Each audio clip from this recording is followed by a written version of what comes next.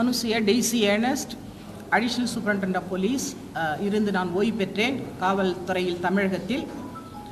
இன்றைக்கு நமது BJP Tamil Nadu Congress BJP leader in Tamil Nadu அவர் சொல்கிறார், அண்ணாமலை சார் சொல்கிறாங்க, எங்களுடைய காங்கிரஸ் தமிழ்நாடு காங்கிரஸ் கட்சியினுடைய தலைவர் செல்வ பெருந்தகை சார் அவர்களை சொல்கிறாங்க ரவுடின்னு சொல்கிறாங்க.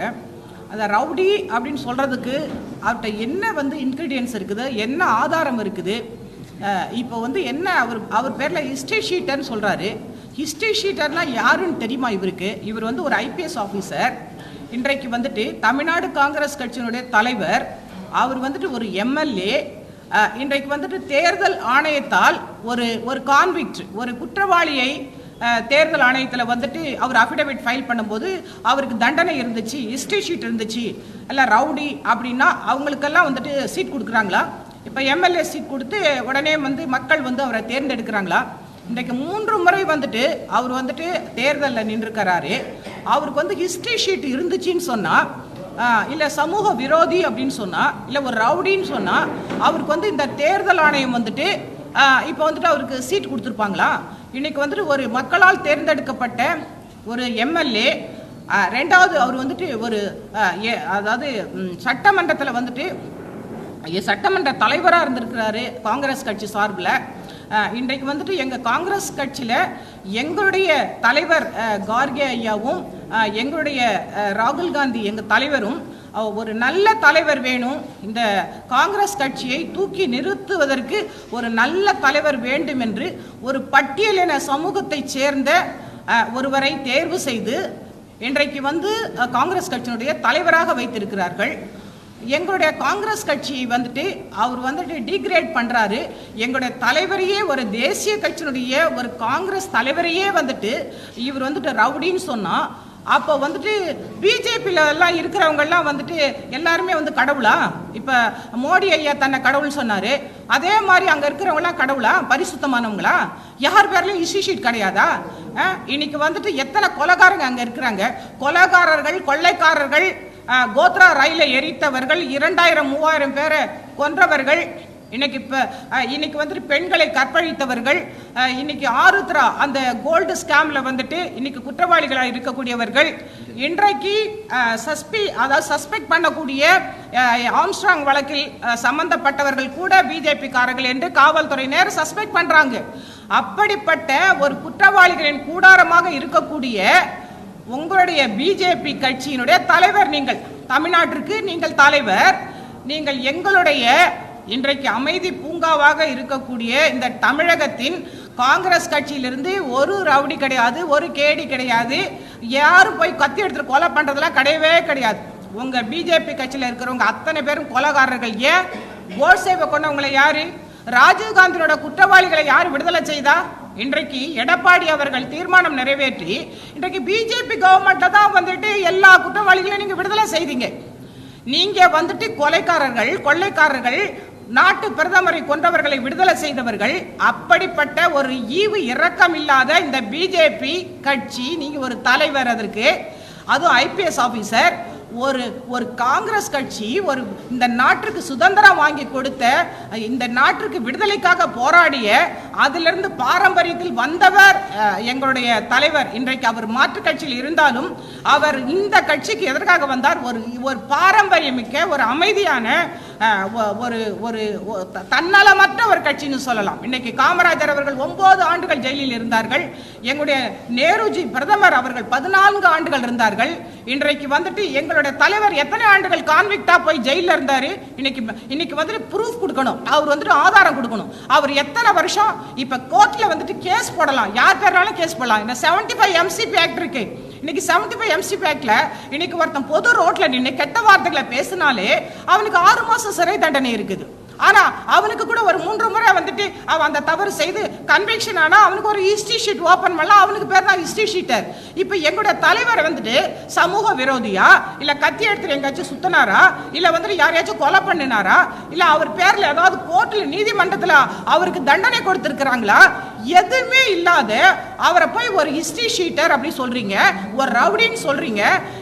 எங்களோட தலைவர் ராகுல் காந்தி அவர்கள் மோடி என்ற பெயர் கொண்டவர்கள் எல்லாம் தீஃப் என்று சொன்னார்கள், அவர்கள் எல்லாம் திருடர்கள் என்று சொன்னதற்காகவே 2 ஆண்டுகள் ஜெயில் தண்டனை கொடுத்து அவருடைய எம்பி பதவியை பறித்த ஒரு பிஜேபி கட்சி இன்றைக்கு உங்களுடைய இன்னைக்கு ஆட்சி நடந்து கொண்டிருக்கிறது. இன்னைக்கு மோடி அவர்கள் என்ன பதில் சொல்ல போகிறார்கள்? இன்றைக்கு ஒரு பொறுப்பற்ற ஒரு ஐபிஎஸ் ஆபீசரா இருந்து வந்தவர் ஒரு ரவுடி என்று இன்னொரு தலைவரை பார்த்து சொன்னால் அவருக்கு என்ன தண்டனை கொடுப்பது? ஈவன் எஸ்சி எஸ்டி பிரிவில் கூட அவர் மேல வழக்கு பதிவு செய்யலாம். ஒரு எஸ்சி எஸ்டி அந்த பட்டியலின சமுதாயம், ஒரு தலித் லீடர், அவரை போயிட்டு நீங்க ஒரு உயர்ந்த ஜாதின்னு சொல்லிக்கிறீங்க.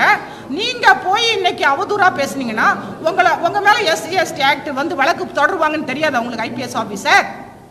உங்களுக்கு தெரியாத உங்க மேல வழக்கு தொடருவோம்னு சொல்லிட்டு எங்க தலைவருக்கு நீங்க காம்பன்சேஷன் கொடுக்கணும்னு உங்களுக்கு தெரியாதா? எஸ்சி எஸ்டி கமிஷன் வச்சிருக்கிறீங்களே, சென்ட்ரல்ல வச்சிருக்கிறீங்க, ஸ்டேட்ல வச்சிருக்கிறீங்க, அந்த கமிஷன்ல நாங்க மனு கொடுப்போம் தெரியாதா? இன்றைக்கு வந்து சட்டமே தெரியாத ஒரு அண்ணாமலை சார், நீங்க ஒரு ஐபிஎஸ் ஆபீசர், இன்றைக்கு வந்துட்டு ஒரு தலைவர், ஒரு எஸ்சி எஸ்டி பிரிவை சார்ந்த ஒரு மாபெரும் ஒரு தேசிய இந்த நாட்டை ஆண்ட, இந்த நாட்டிற்கு சுதந்திரம் வாங்கி கொடுத்த ஒரு காங்கிரஸ் கட்சியினுடைய தமிழக தலைவரை நீங்கள் அவதூறாக பேசியதற்கு பகிரங்க மன்னிப்பு கேட்க வேண்டும். நாங்கள் இன்றைக்கு டிஜிபி அவர்களிடம், எஸ்சி எஸ்டி கமிஷனிடமும் அவர் மீது வந்துட்டு நாங்கள் மனு கொடுக்க போறோம். அவர் கட்டாயமாக நிச்சயமாக அவர் நீதிமன்ற விசாரணைக்கு அவர் தலைவணங்க வேண்டும். அவருக்கு எங்கள் தலைவருக்கு வந்து காம்பன்சேஷன் கொடுக்கணும். அதே மாதிரி பகிரங்க மன்னிப்பு கேட்கணும். அவரு அப்படி கேட்டால்தான் அவர் பதவி விலக வேண்டும். இன்னும் அதிகமாக சொன்னால் அவர் ஒரு லாய்க்கு கிடையாது. அந்த அவர் பிஜேபி ஒரு தமிழக தலைவராக இருக்கிறதுக்கு அவர் ஒரு லாய்க்கே இல்லாத ஒரு தலைவர். அவர் இன்னைக்கு ஆருத்ரா வழக்குல எங்க தலைவர் அவரை கோல்டு மகன் சொன்னாரு. அதனால கோல்டு மகன் சொல்லி வர நல்லா தானே சொன்னாரு. ஏன்னா தங்கம் அந்த கோல்டு ஸ்கேம்ல யாரு ஈடுபட்டது? இன்னைக்கு அஞ்சலைங்கிற ஒரு லேடி இருக்கிறாங்க, அந்த குற்றவாளியை நீங்க சேர்த்து வச்சிருக்கீங்க. இன்னைக்கு சஸ்பெக்ட் பண்றாங்க, யாரு ஆம்ஸ்ட்ராங் கேஸ்ல சஸ்பெக்ட் பண்றாங்க.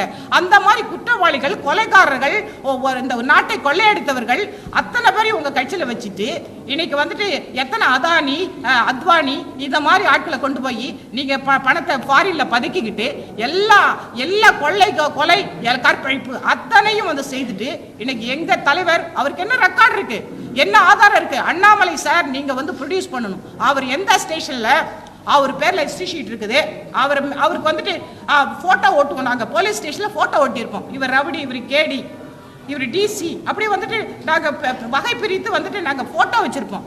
அந்த போட்டோ இருக்கா எங்க தலைவருக்கு? எந்த ஸ்டேஷன்லயாச்சும் அவர் மேல வழக்கு இருக்கா? இல்ல அவர் கன்விக்ட் ஆயிருக்காரா? யார் பேர்ல வேணாலும் கேஸ் கொடுக்கலாங்க. இன்னைக்கு அவர் பொது வாழ்க்கையில இருக்கிறார். இன்னைக்கு பொது வாழ்க்கையில ஒருத்தர் வந்து அடிக்க வர்றாருன்னா அவர் டிஃபெண்ட் பண்ண கூட செய்யலாம். அவரை ரவுடின்னு நீங்க சொல்லுவீங்களா? தன்னை காப்பாற்றிக்கொள்ள அடிக்கிறாருன்னா அவர் ரவுடின்னு சொல்லுவீங்களா? அவர் மேல வழக்கு வேணா இருக்கலாம், ஆனா அவர் வேணா ரிமாண்ட் பண்ணி இருக்கலாம். ஆனா அவருக்கு கான்விக்டா, அவருக்கு தண்டனை கொடுத்திருக்காங்களா? நீதிமன்றத்தில் தண்டனை பெற்றவர்கள் தான் அவங்க வந்துட்டு நம்ம ரவுடின்னு சொல்லுவோம், இல்ல கேடின்னு சொல்லுவோம், இல்ல ஹிஸ்டரி ஷீட்டர்னு சொல்லுவோம். ஒண்ணுமே இல்லாத ஒரு அப்பழுக்கற்ற எங்க தலைவரை, எங்களோட காங்கிரஸ் கட்சியை, எங்களோட காங்கிரஸ் தலைவரை, ஒரு பட்டியலின தலைவரை அவமானப்படுத்த வேண்டும் என்பதற்காக உங்களுடைய கொலை கொள்ளைகளை பற்றி அவர் பேசிக்கொண்டு இருப்பதால் அவரை அவமானப்படுத்த வேண்டும் என்பதற்காக இன்றைக்கு நீங்கள் என்றைக்கோப்பட்ட ஒரு சிறு சிறு வழக்குகளை வைத்துக்கொண்டு அவரை நீங்கள் பேசுகிறீர்கள். ஆனால் எங்கள் தலைவர் ஒரு பட்டியலினத்தை சார்ந்தவர். அவர் மிகவும் ஹியூமிலியேஷன் இருக்கும், கஷ்டப்பட்டிருப்பாங்க. இன்னைக்கு ஒரு தலைவர் பதவிக்கு வரதுக்கு இந்த சமுதாயத்துல அவர் என்ன கஷ்டப்பட்டிருப்பாரு? அப்படிப்பட்டு கஷ்டப்பட்டு ஒரு அறிவாளி எங்கள் தலைவரை நீங்கள் அறிவில்லாமல் பேசுகிறீர்கள். ஐபிஎஸ் ஆபீசரே, இன்றைக்கு நாங்கள் காங்கிரஸ்காரர்கள் நிச்சயமாக நீங்கள் பகிரங்க மன்னிப்பு கேட்கவில்லை என்றால் நிச்சயமாக நாங்கள் உங்கள் மீது வழக்கு தொடர்வோம். நிச்சயமாக ஒரு போராட்டத்தை நாங்கள் செய்வோம். காங்கிரஸ்காரர்கள் என்பவர்கள் நாங்கள் சுதந்திர தியாகிகள். இன்றைக்கு ராஜீவ்காந்தி வழக்கில் அத்தனை குற்றவாளிகளும் காண்பித்து கொடுத்து இன்றைக்கு ஒரு தியாகமான கட்சியில் எனது பிரதமரை கொன்றவர்களுக்கு தண்டனை வாங்கி கொடுக்க வேண்டும் என்பதற்காக நான் அந்த தீவிரவாதிகளுக்கு பயப்படாமல் நான் இந்த கட்சிக்கு வந்தேன். இந்த கட்சியில் இருந்து கொண்டுதான் நான் எதிர்ப்பு தெரிவித்தேன். ஆனாலும் எங்கள் தலைவர் சும்மா இருக்க மாட்டார். நாங்கள் அதை பார்த்து கொண்டு காங்கிரஸ்காரர்கள் சும்மா இருக்க மாட்டோம்.